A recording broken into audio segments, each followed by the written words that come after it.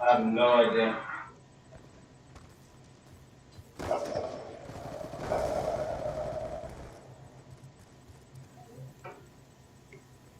But we lost Arizona and Biden.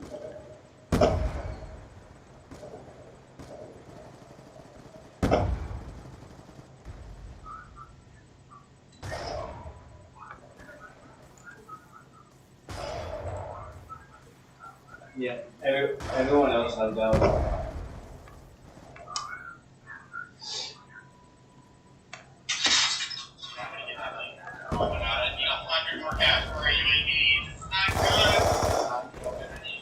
Bitch, got you.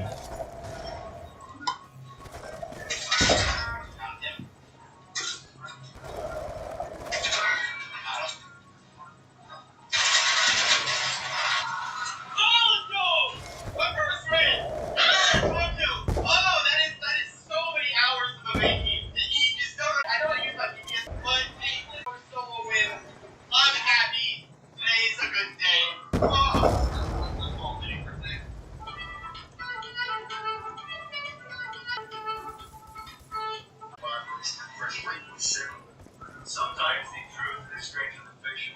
Today, I'm going to share 3 stories that demonstrate that. But before we get into today's stories, if you're a fan of the strange, dark, and mysterious delivered in story format, you come to the right channel because that's what we do. We upload 3 or 4 of them.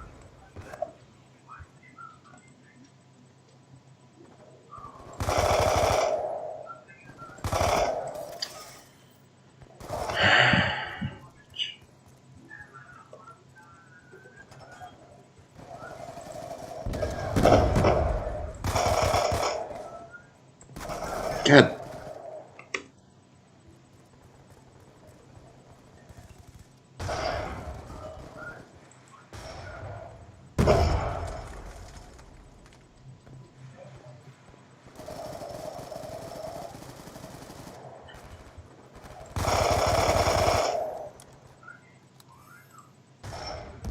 Yeah, and it's a fucking shotgun. Yeah, it's fucking shotgun.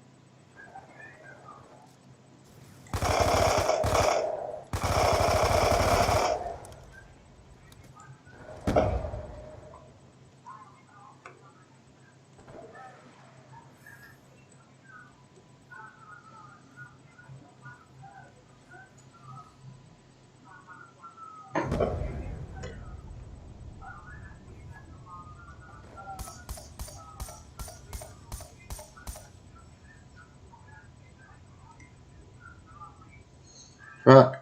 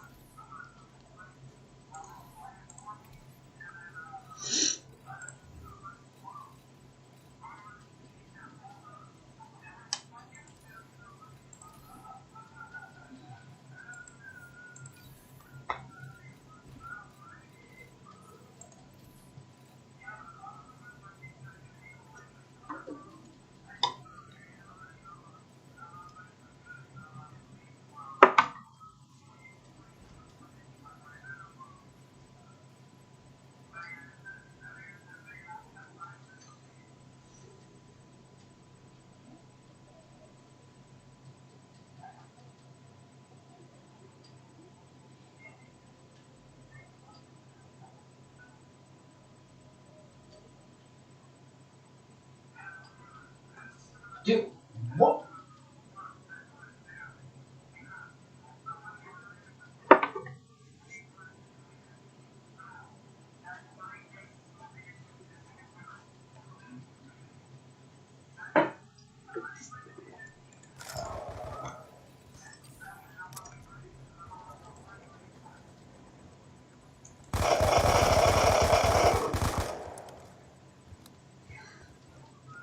Suck a dick, bitch. Look a few.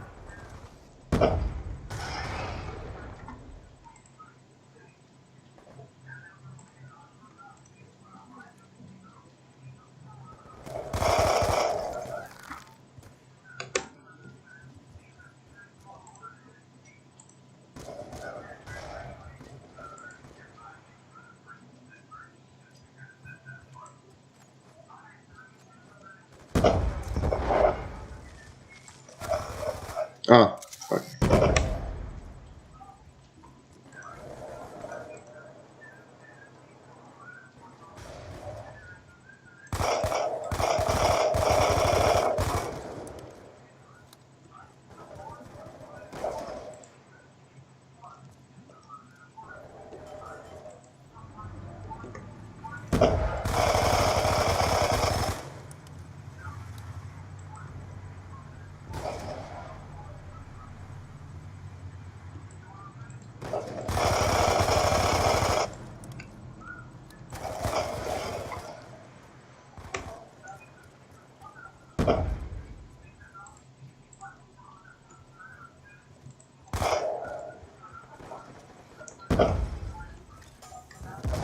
Ah, you son of a bitch.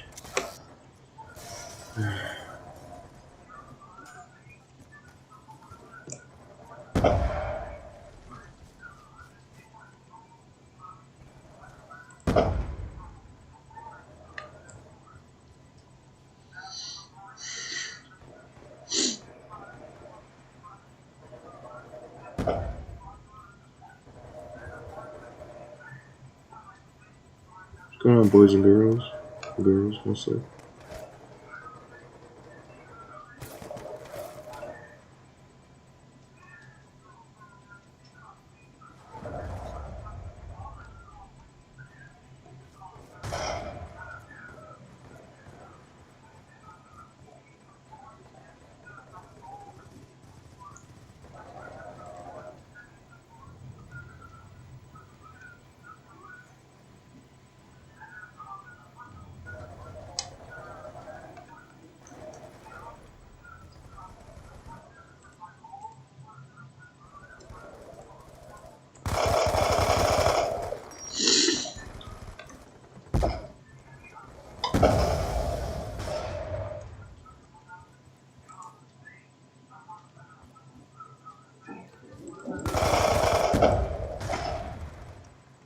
Hot potato.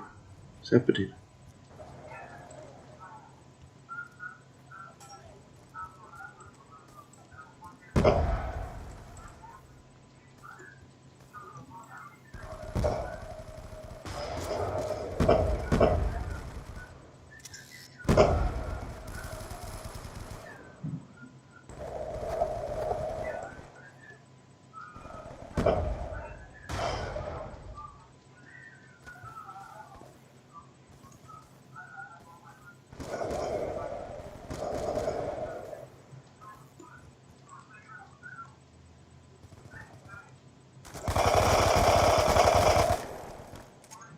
Oops. Okay.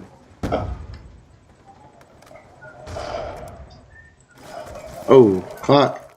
I shouldn't have been so stupid. Peek my head out. Shit. Ah! Again, stupid fucking running charger.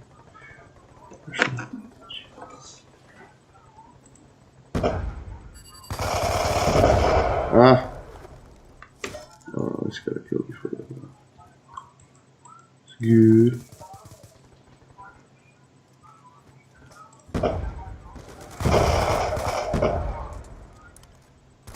Oh shit, I should have reloaded right there.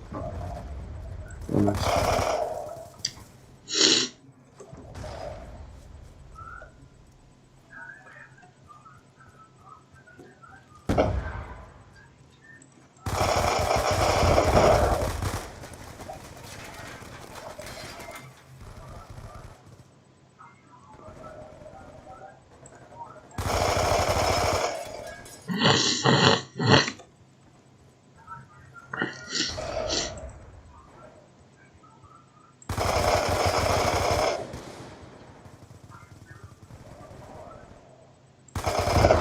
Fuck! Sad potato.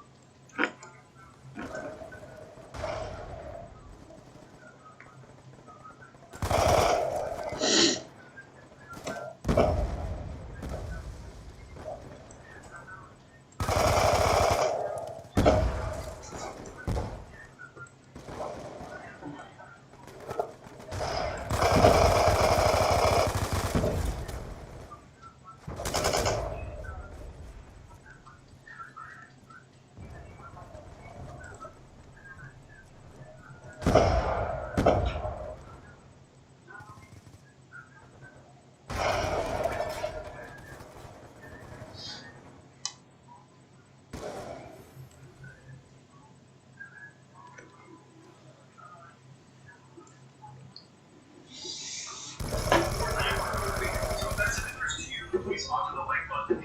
Chips and some guacamole, but replace the guacamole with wasabi. Also, please subscribe to our channel and turn on all notifications so you don't miss any of our weekly uploads. Alright, let's get into today's stories.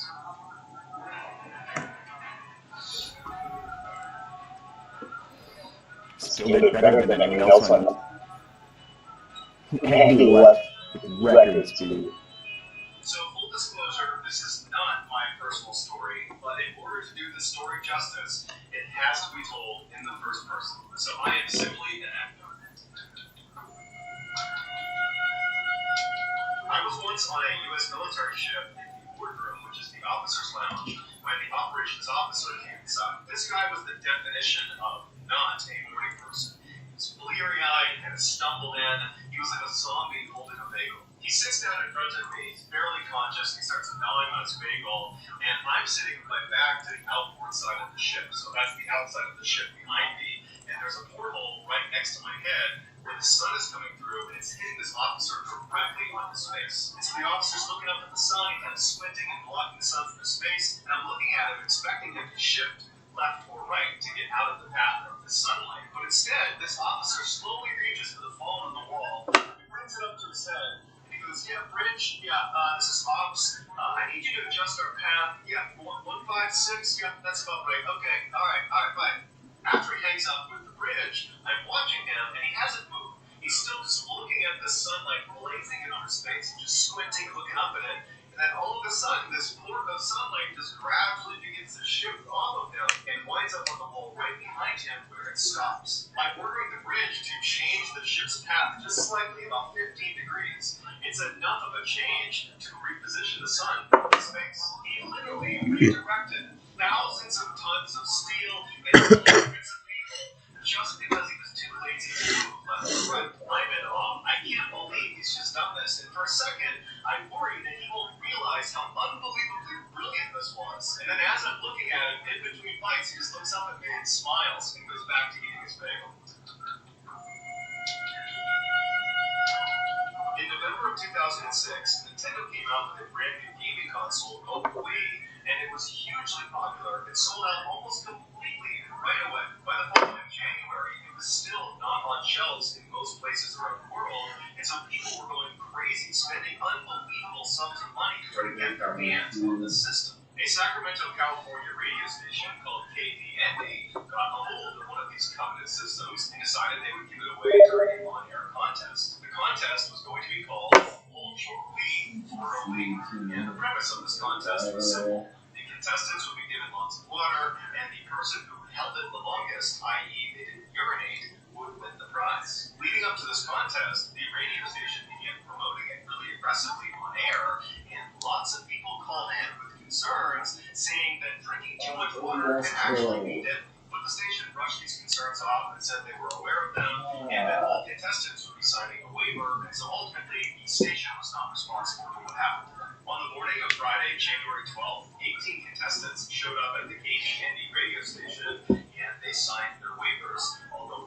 contestants said the waiver only covered publicity issues, not health and safety concerns. One of the contestants was 28-year-old Jennifer Strange, who was a mother of 3, and she was trying to win the suite for her kids. She, along with the others, after signing their waiver, were ushered into this room where they were handed 8-ounce water bottles. Every 15 minutes, they would be expected to finish that water bottle and then refill it into it every 15 minutes. And if at any point they didn't completely finish their water bottle in time, or if they got up to use the bathroom, they would lose the contest. The contest started at 6:45 a.m., and by 8 a.m., after 5 bottles had been drank, a number of the contestants began pulling themselves out to use the bathroom. But the radio staff felt like this contest was going to take a really long time, and so they gave the remaining contestants, that included Jennifer, a larger bottle of water to drink from. Over the next several hours, all of the contestants, except for Jennifer and one other, had dropped out because it was just too painful. They had to go to the bathroom. Jennifer was heard on air saying it hurt so much, and one of the hosts laughed and said, well, do you need to lay down? And then somebody piped up and said, she can't even walk.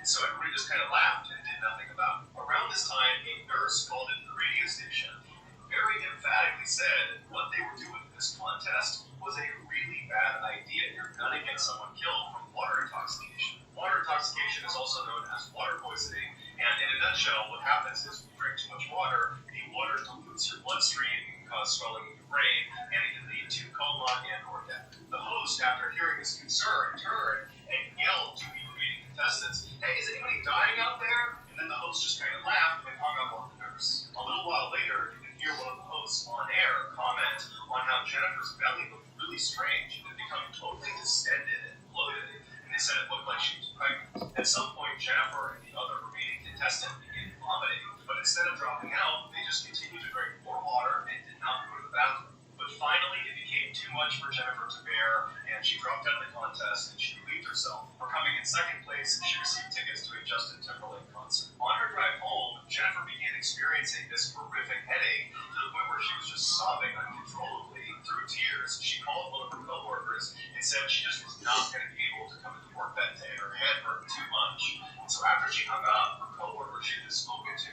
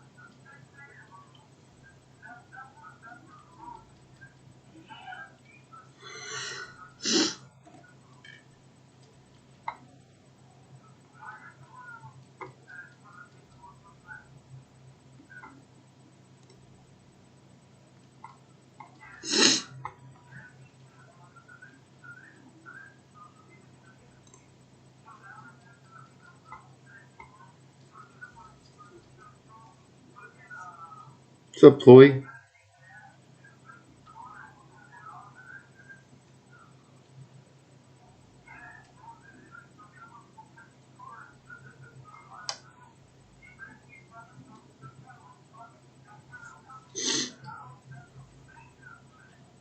How are you?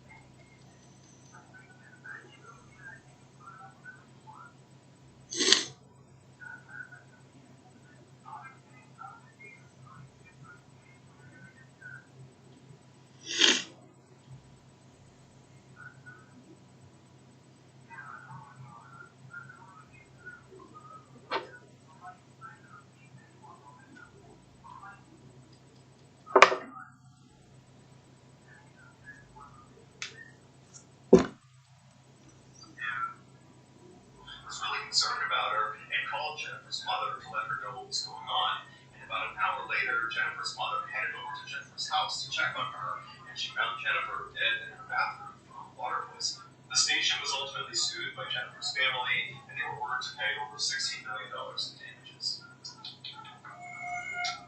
Where is your money going? You guys can get in the box if you want to. Avocado toast, music festivals, collectible figurines. Find it. In 2005, 57-year-old Stephen Slevin was a physically healthy man, but mentally he was struggling. He was depressed and felt like his life didn't have any purpose anymore, and so in August of that year, he decided to just go on a road trip. He didn't know where he was going.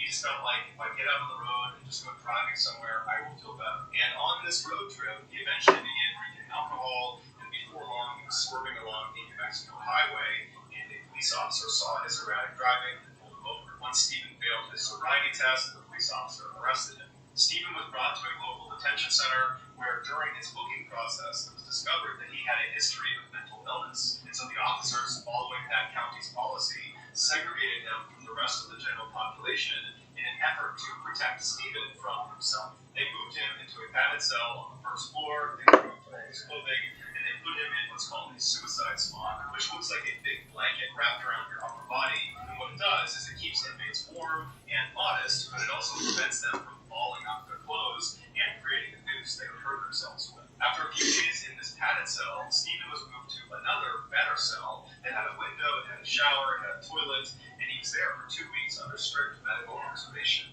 But at the end of those 2 weeks, for reasons that are not entirely clear, Stephen, this mentally unstable man, was moved into solitary confinement to await trial for his DWI. Solitary confinement is a type of imprisonment where the inmate is shifted into a single-person cell, and they are kept there nearly around the clock without any significant interaction with other people or other inmates. The psychological effects of solitary confinement are well documented and terrifying. Just 15 days into solitary can be enough to cause permanent psychological damage. Stephen's first few weeks in solitary were actually okay. He was allowed to write to his family, he was able to detox and reflect on his life. During those first few weeks, it was noted that Stephen was very polite in his very limited interaction with the officers who were dropping food off to the spot in his door. Also, when Stephen had a few minor medical issues, instead of throwing a fit, he just knocked on the inside of his door and waited patiently for someone to acknowledge him, which took a long time, but he never got frustrated or mad. But by January of 2006, so roughly 3 months into his solitary stint, Stephen had not had any updates on when his case was going to go to trial, and Stephen was starting to lose his grip on the